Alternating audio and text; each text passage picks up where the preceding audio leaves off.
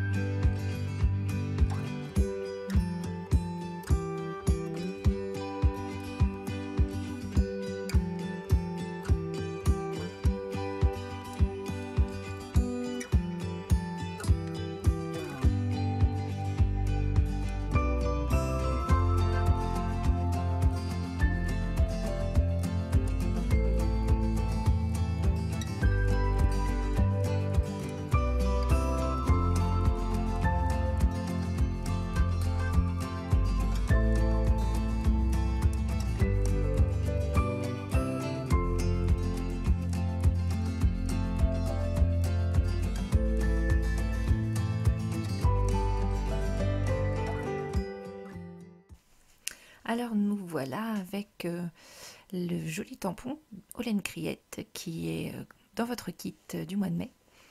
Et donc je l'ai tamponné sur du papier aquarelle avec, je crois, de la Versafine claire. Si je me trompe pas, oui c'est ça, avec la Versafine claire. Donc moi j'ai un papier aquarelle de base, hein, qui vient de chez Cultura, ça doit être un Canson. Je sais plus son nom, enfin voilà, c'est vraiment basique, mais enfin pour ce que j'en fais, c'est suffisant en ce qui me concerne.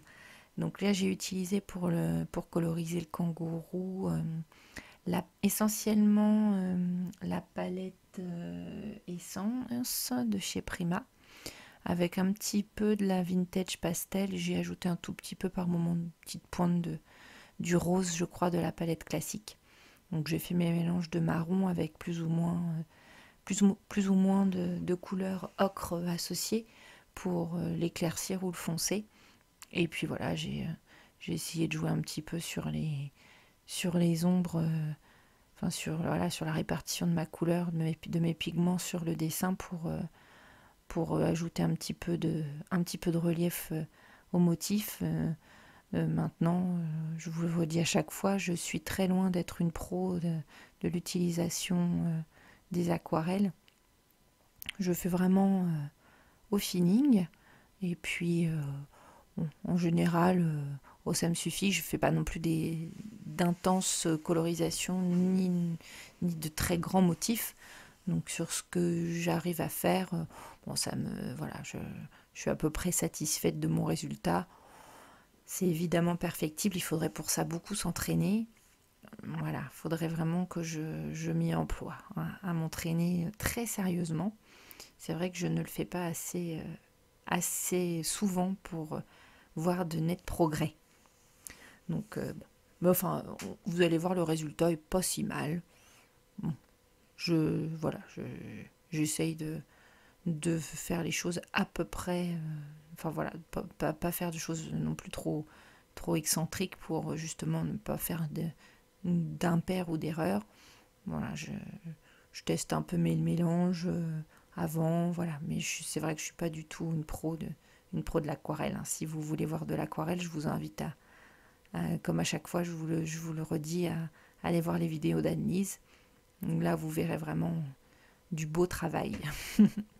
Très loin de ce que je vous propose là. Mais c'est vrai que ce tampon est vraiment très joli et il appelle la couleur quand même. C'était dommage de le laisser blanc. Je trouve il est vraiment très très sympa. Il y a d'autres motifs, d'autres animaux dans cette collection. Je ne me souviens plus lesquels. Je me demande s'il n'y a pas un koala, je crois, mais je ne suis pas sûre. Et c'est vrai qu'ils sont vraiment très jolis. Donc vous voyez, je remets un petit peu de foncé à certains endroits pour ajouter un petit peu de volume, un peu d'ombre sur mon dessin. Voilà. Alors c'est dommage, je trouve que à ce niveau-là de la colorisation, mon kangourou avait comme un relief au niveau des joues. Je crois que je vais perdre un petit peu après. Donc c'est dommage en fait. Voilà, j'ai dû abuser un peu en reprenant par-dessus le motif déjà colorisé, et il a perdu un peu de cette espèce de petit effet bombé au niveau des joues, ce qui est dommage parce que c'était pas mal. Donc là j'ai repris un pinceau beaucoup plus petit pour essayer d'affiner un petit peu dans les détails, parce que avec l'autre j'avais trop d'eau, le pinceau était trop avait trop de rétention de l'eau, et du coup c'était difficile d'avoir quelque chose de précis. Même là d'ailleurs, j'ai pas laissé sécher assez mon papier, et du coup j'ai mon bleu qui va se mélanger un petit peu dans mon, on va le voir fusionner avec voilà, on va le voir se mélanger avec le marron. Donc du coup avec un petit sopalin, je suis venue le tamponner pour retirer la couleur. Donc là voilà, j'ai positionné le petit kangourou, j'ai rajouté un petit peu de couleur, légèrement des petites touches de couleur au niveau des fleurs. Et puis je reviens compléter avec quelques étiquettes mes cartes à quelques endroits. Au niveau ensuite de la carte titre, j'ai utilisé un alphabet, je ne sais plus si c'est American Craft ou Pink Fresh Studio, je ne sais plus, que j'avais dans mon stock, hein. Puis j'ai utilisé le WLK qui reste souvent dans nos alphabets en France, hein. Enfin quand on fait quand on le fait en français. Et donc du coup je vais compléter cette petite carte avec des tampons dateurs. Et là sur les petites étiquettes, j'ai ressorti mes petits alphabets en bois, et je viens tamponner mon mot sur ma petite étiquette pour juste remettre un petit peu le contexte de la photo, qui était la photo du butin de Pâques. J'ai vu cette petite utilisation sur une page d'une scrapeuse française d'ailleurs, qui vit, je crois, en Angleterre, qui s'appelle Elodie Chamel, je crois, qui fait partie de l'ADT de Hip Kit Club. Et elle utilise très souvent pour écrire son journaling des petits alphabets comme ça. J'ai trouvé ça assez rigolo, ça m'a plu. Je me suis dit, tiens, ça fait longtemps que je ne l'ai pas sorti. Et du coup, il est ressorti du tiroir pour l'occasion. Donc là, je vais remettre avec un tampon dateur. Rajouter aussi pareil une petite étiquette pour dater ma photo. Voilà, mettre la date d'anniversaire voilà, de mon fiston. Et puis, ça va être à peu près tout, je pense. Peut-être, oui, ma carte titre où je vais rajouter les différents éléments. Et c'est vrai que pour la suite, je ne vous ai pas mis en vidéo tout le collage, hein, parce que voilà, la mise en place globale était là. Donc là, j'avais déjà remplacé mes cartes, comme je vous le disais en début de vidéo, en haut et en bas par du Bristol blanc pour alléger un petit peu. Je trouvais ça trop foncé. Enfin, mes photos donnaient un aspect trop coloré. Et elles étaient elles-mêmes déjà un petit peu chargées, donc ça c'était trop. Et puis bon, je voulais quand même mettre les photos. Donc du coup j'ai allégé et comme ça il me restera plein de cartes pour pouvoir refaire d'autres pages avec ce kit que j'ai vraiment beaucoup aimé. Ce kit de mai, il est vraiment très sympa. Et il est vraiment, j'ai beaucoup aimé ce kit. Donc bravo à Perrine. Perrine, si tu passes par là, un grand bravo pour ces cartes déjà, pour commencer, et pour le kit ensuite, qui est vraiment très chouette à travailler avec des couleurs que l'on, voilà, avec un assortiment de couleurs à la fois vif, mais en même temps qui gardent une certaine douceur et qui sont très agréables à travailler. Donc voilà, j'ai remis une petite date avec mon tampon pour indiquer les jours de ma semaine, pour garder une trace, parce que c'est vrai que quand on garde le numéro 13, 14, 15, des fois les dates ne nous parlent plus tellement.